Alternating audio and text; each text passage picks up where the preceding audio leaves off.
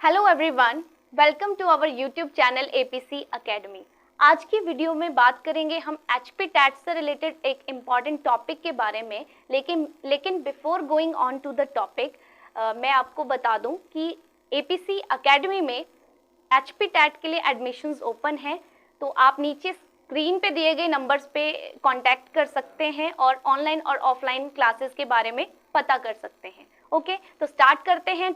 हमारा टॉपिक जो है वो रहेगा metals and non metals covered with exceptional cases. Generally जिन भी लोगों ने टैट का पेपर प्रीवियसली दिया होगा या देखा होगा, उन्होंने देखा होगा क्वेश्चन पैटर्न जो है इस बार हालांकि थोड़ा सा चेंज था, लेकिन उससे पहले जो था आपको नॉन मेटल मेटल वाले टॉपिक से डायरेक्ट जो थे एक्सेप्शनल केसेस पूछे जाते थे।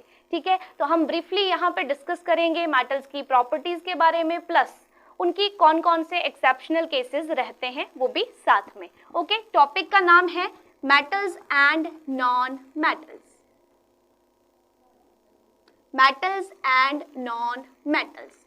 अच्छा, अब मेटल्स और नॉन मेटल्स पे जाने से पहले मैं आपको एलिमेंट्स के बारे में थोड़ा सा बता दूं। तो भाई एलिमेंट्स पढ़ते हैं हम केमिस्ट्री में, जितने भी हमारे कंपाउंड्स हैं, मॉलिक्यूल्स हैं, they all are made up of elements. Okay, so periodic table की अगर हम बात करें तो there are total 118 elements into that, and these are the periodic table in which the classification of elements has been done. That periodic table was given by Henry Moseley in 1930। ठीक है, बाकी आप ये ईयर याद नहीं रखेंगे तो भी चलेगा, नाम आपको पता होना चाहिए। मॉडर्न पीरियोडिक टेबल का जो क्लासिफिकेशन है एलिमेंट्स का, किस बेसिस पे उनको अरेंज किया गया है। अच्छा, मैं बेस भी लिख देती हूँ यहीं पे। ठीक है, बेस वाला क्वेश्चन भी पूछते हैं कि मॉडर्न पीरियोडिक टेबल जो है उसका बेस क्या है, तो उसका बेस है भाई एटॉमिक नंबर।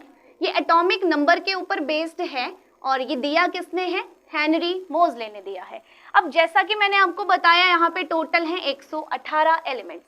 अगर आप इन 118 एलिमेंट्स को लर्न कर लेते हो, इनकी थोड़ी बहुत क्या ज़्यादा प्रॉपर्टीज लाइक केमिकल, फिजिकल, कैसे ये बिहेव करते हैं, ये सब आपको पता चल जाता है, तो इट मीन्स कि आपको 60 to 70% जो है वो केमिस्ट्री आपकी कवर्ड है इन्हीं एलिमेंट्स में। ओके, सो यहाँ पे हम बात करेंगे इन एलिमेंट्स की क्लासिफिकेशन के बारे में। अब इसके लिए भी एक चीज इन्होंने नोटिस की है, तो 118 एलिमेंट्स को 3 कैटेगरीज में रखा जाता है। फर्स्ट वन है आपके मेटल्स, फिर आते हैं आपके नॉन मेटल्स, और फिर आते हैं आपकी थर्ड कैटेगरी सेमी मेटल्स आप बोल सकते हैं, या फिर आप उनको मेटलॉइड्स भी बोल सकते हैं। ठीक है, मैं सेमी मेटल्स लिख रही हूँ, सेमी मेटल्स या फिर मेटलॉइड्स। अब मेटल्स की प्रॉपर्टीज हम यहाँ डिस्कस करेंगे, नॉन मेटल्स की भी करेंगे। What about semi metals? Semi metals क्या होते हैं? ऐसे एलिमेंट्स जो बीच के होते हैं, ना तो प्रॉपरली वो मेटल्स होंगे, ना ही वो प्रॉपरली नॉन मेटल्स होंगे। ठीक है, बीच की प्रॉपर्टीज उनमें चलेंगी। एक बारी हम यहाँ पे नंबर की बात करेंगे। अब कितनी मेटल्स हैं, कितनी नॉन मेटल्स हैं? देखिए, नॉन मेटल्स के बारे में मैं आपको बता दूं, ये क्वेश्चन टैट में पूछा गया है, लेकिन बहुत पुराने वाले टैट के पेपर्स में है। सो नॉन मेटल्स कितनी है इसके बारे में पूछा गया है, लेकिन अगर आप ये बुक टू बुक देखेंगे तो इन्फॉर्मेशन वेरी करेगी, क्योंकि हर जगह पे आपकी एक्सेप्शनल केसेस होते हैं केमिस्ट्री में। जैसे बोरोन है आपका, तो कई बार उसको मेटलॉइड बोल देते हैं, कई बार नॉन मेटल भी कंसीडर करते हैं। ठीक है, तो इस तरह से बीच में कुछ वेरी कर सकती है इन्फॉर्मेशन। मैं आपको रेलेवेंट बताऊंगी, जो आपके टैट वाले पेपर में करेक्ट मार्क की थी वो थी नॉन मेटल्स टोटल नंबर्स में कितनी होती है? 22। ठीक है, और सेमी मेटल्स की अगर हम बात करें मेटलॉइड्स की, तो 7 से 8 के बीच में रेंज है। बाकी आपकी मेटल्स कितनी बची वो आप 118 में से माइनस करके निकाल सकते हैं। ठीक है, यहाँ पे भी नॉन मेटल्स आपकी, चलो उस क्लासिफिकेशन को हम आगे डिस्कस करेंगे। अब हम पढ़ने वाले हैं मेटल्स और नॉन मेटल्स के बारे में मेन। तो सबसे पहले इनके बीच में क्या डिफरेंस है, डिफरेंस में अगर कोई एक्सेप्शनल केस है तो वो भी साथ में देखेंगे। तो फिजिकल प्रॉपर्टीज के बेसिस पे हम लोग यहाँ पे डिफरेंस फाइंड आउट करेंगे।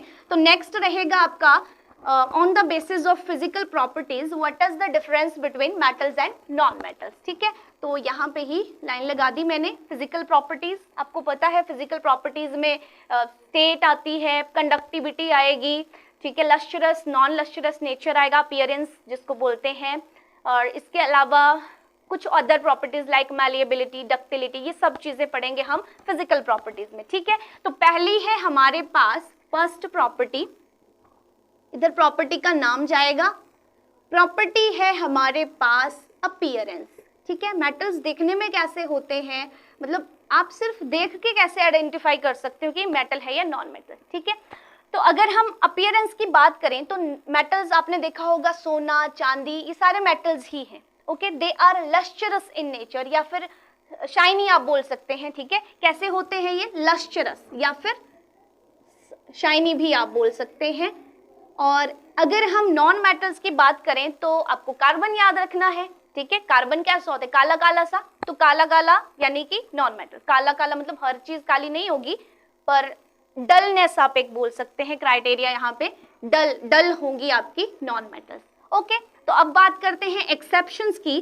क्या कोई एक्सेप्शंस, क्या कोई ऐसी मेटल है जो आपके पास लस्चरस ना हो के डल हो? हाँ जी है। कौन सी है? लेड। लेड है आपकी थोड़ी ब्लैक ब्लैकिश सी होती है, मतलब लाइक ग्रेफाइट की तरह होती है आपकी लेड। तो लेड आपने याद रखना है। लेड क्या होता है अपीयरेंस में, लस्चरस नहीं होता।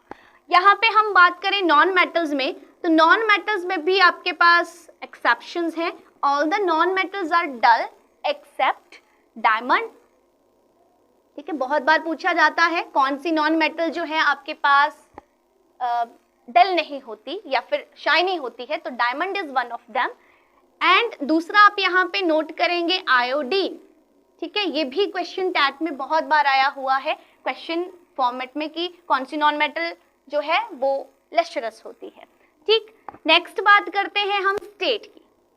तो सभी ने पढ़ रखा है स्टेट का क्या मतलब हुआ भाई। स्टेट का मतलब है कि आपके जो भी एलिमेंट्स हैं वो सॉलिड में एग्जिस्ट करेंगे, लिक्विड में करेंगे या फिर गैसेस में करेंगे, ठीक है। अब यहाँ से भी ये भी प्रॉपर्टी आपकी इंपॉर्टेंट है, इस पे भी रिपीटेड क्वेश्चन आता है हर साल। सो यहाँ पे देखो मेटल्स की जब भी हम बात करें तो all the metals exist in solid state except one, ठीक है। वन कौन सी है वो जो सॉलिड में नहीं रहेगी, दैट इज मरकरी। मरकरी जो है आपकी रूम टेम्परेचर पे लिक्विड वाली फॉर्म में पाई जाती है, ओके। यहाँ पे देखो नॉन मेटल्स की अगर हम बात करें तो state of existence non metals जो हैं, आपको बताया ना थोड़ी देर पहले 22 non metals are there in the periodic table. Among these 22 non metals some are gaseous, some are solid and liquid भी है, ठीक है। तो यहाँ पे हम इनको क्लासीफाई पूरा कर लेते हैं। कुछ हमारे पास सॉलिड हैं, कुछ हमारे पास गैसेस हैं। अगर इनको भी मैं ब्रीफ करूं आपके यहाँ पे, तो सॉलिड आपके पास टोटल 10 है और गैसेस आपके पास टोटल 11 है, ठीक है। 10 और 11 हो गए 21। एक आपके पास बचती है, ठीक है, जो कि कौन सी स्टेट में होती है, लिक्विड स्टेट में, और इसका नाम पेपर में पूछा जाता है, तो ये है ब्रोमीन, ठीक है भाई। There are total 22 non metals, ठीक है। और 22 नॉन मेटल्स की स्टेट ऑफ एग्जिस्टेंस ऑलमोस्ट तीनों ही स्टेट में एग्जिस्ट करती हैं, लेकिन हर किसी की अपनी स्टेट ऑफ एग्जिस्टेंस होगी। तो जो हमारे पास 10 हैं वो सॉलिड फॉर्म में मिलेंगी, एक आपके पास लिक्विड फॉर्म में मिलती है और इसका नाम पेपर में पूछा जाता है। और मैक्सिमम लोग कंफ्यूज होते हैं, आंसर में मरकरी भी आएगा और ब्रोमीन भी आएगा। आपको याद रखना है यार कि मरकरी जो है ना वो आपकी मेटल है और ब्रोमीन जो है वो आपके पास क्या है, नॉन मेटल है, ठीक है। तो ये थी सेकेंड प्रॉपर्टी। नेक्स्ट हम बात करेंगे यहाँ पे कंडक्टिविटी के बारे में, conductivity of metals and non metals, ठीक है। तो सभी को पता होगा मेटल्स होंगी good conductor, conductivity third property आती है आपके पास। कंडक्टिविटी की बात करें तो मेटल्स है आपके पास good conductor and non metals है बैड कंडक्टर, ठीक है। Good conductor and these are bad conductor, ठीक है। अब क्वेश्चन जो है यहाँ से एक्सेप्शनल बेसिस पे पूछा जाता है, क्या कोई ऐसी मेटल है which is not a good conductor और you can say which is a poor conductor, ठीक है। तो यहाँ पे है आपके पास ऐसी मेटल एक्सेप्ट लेड। लेड जो है आपके पास भी पुअर कंडक्टर होती है इलेक्ट्रिसिटी का, तो ध्यान रखना है lead is a poor conductor of electricity metals में।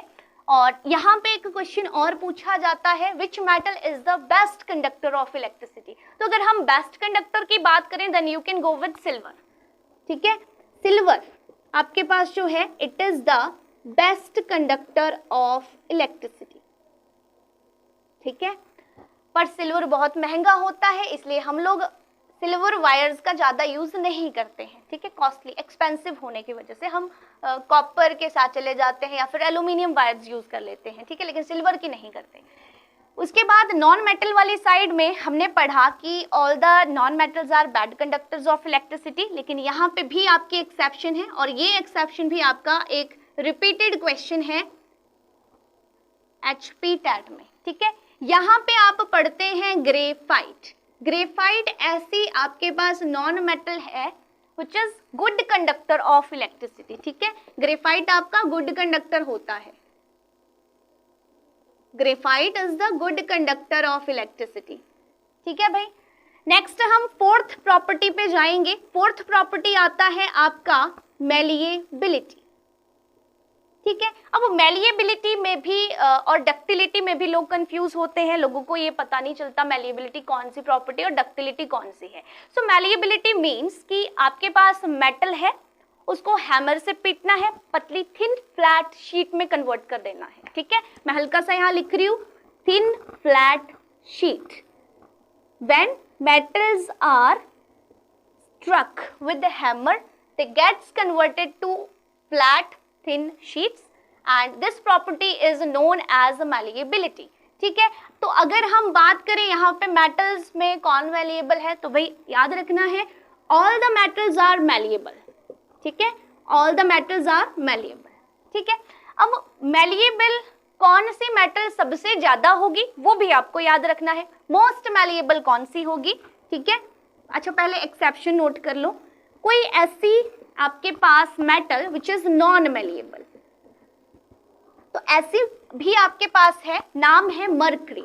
मरकरी क्योंकि रूम टेम्परेचर पे लिक्विड वाली फॉर्म में होगी। अब आप किसी चीज को बीट करोगे रूम टेम्परेचर पे ही करोगे, है ना, तो रूम टेम्परेचर पे अगर मरकरी लिक्विड फॉर्म में है तो आप उसको पीट नहीं सकते, आप उसकी थिन शीट नहीं बना सकते, ठीक है। तो मरकरी यहाँ पे एक्सेप्शन में काउंट होगा।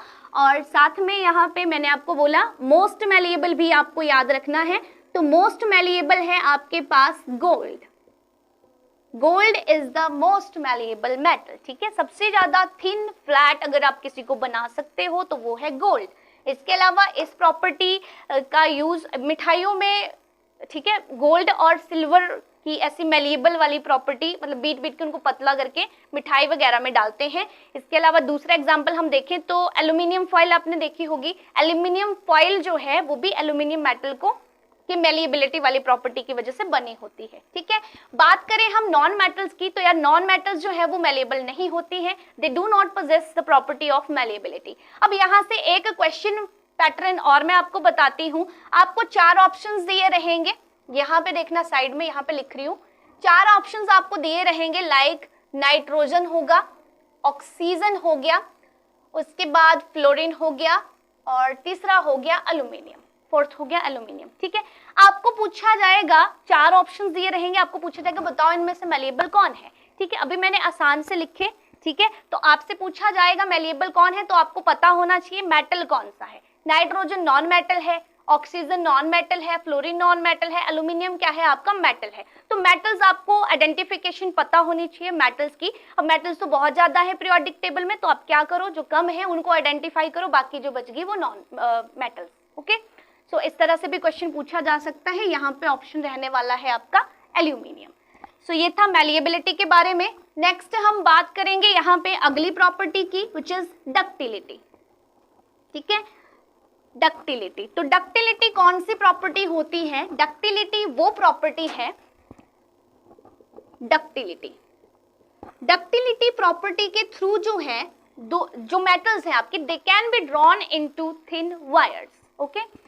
सो यहाँ मैं हल्का सा लिख रही हूँ थिन वायर्स, ठीक है। थिन वायर्स में इसको ड्रॉ कर सकते हैं मेटल्स को, मतलब उस प्रॉपर्टी को कहेंगे डक्टिलिटी। तो मेटल्स की अगर हम बात करें तो all the metals are ductile, yes, and non metals are non ductile. अब यहाँ पे भी आपसे एक्सेप्शन पूछेंगे, सेम पॉइंट्स रिपीट होंगे, एक्सेप्ट फिर से आप किसको नहीं थिन वायर में कन्वर्ट कर सकते? मरकरी को, क्योंकि वो तो लिक्विड फॉर्म में होगा, ठीक है। तो मरकरी फिर से यहाँ पे एक्सेप्शन रहेगी।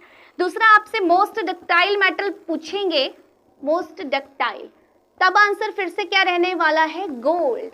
ठीक है, gold is the most ductile metal. Even gold इतना डक्टाइल है कि 1 ग्राम गोल्ड से you can draw a 2 kilometre long thin wire.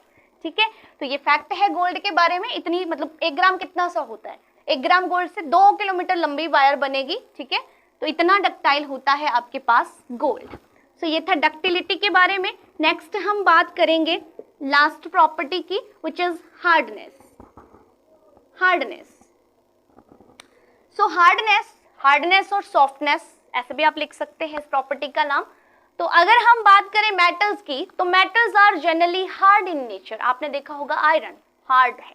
ठीक है, तो metals are generally hard in nature, but यहाँ पे भी आपके पास एक्सेप्शन रहेंगी।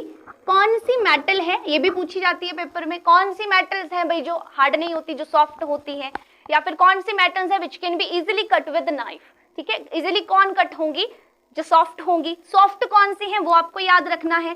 तो जनरली आपके पास सोडियम एंड पोटेशियम ऑप्शन में दिया रहता है। सोडियम एंड पोटेशियम आपकी सॉफ्ट मेटल्स होती हैं, they can easily be cut with knife. ठीक है, ये भी याद रखना है।